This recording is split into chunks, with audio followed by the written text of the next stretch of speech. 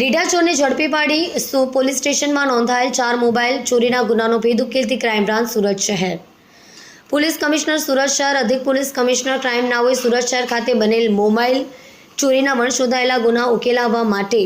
આપેલા આદેશ અન્વયે નાયબ પોલીસ કમિશનર ક્રાઇમની સૂચના અને પોલીસ ઇન્સ્પેક્ટર ડીસીબી પોલીસ સ્ટેશનના માર્ગદર્શન હેઠળ ડીસીબી પોલીસ સ્ટેશનના પોલીસ અધિકારી માણસોએ શહેર વિસ્તારમાં બનેલ વણશોધાયેલા ગુનાઓનો ભેદ ઉકેલવા માટે પ્રયત્નશીલતા દરમિયાન ક્રાઇમ બ્રાન્ચના આર્મ્સ કોડના માણસોને મળેલ બાતમીને આધારે ડિંડોલી શિવાજીનગર પાસે આવેલ કચરા પ્લાન્ટ તરફ જતા રોડ ઉપરથી આરોપી અર્જુન સંતોષ દિવરે ઉંમર 20 રહેવાસી પ્લોટ નંબર 83 મોદી એસ્ટેટ વિભાગ 1 નવાગામ ડિંડોલી મૂળ રહેવાસી મહારાષ્ટ્રને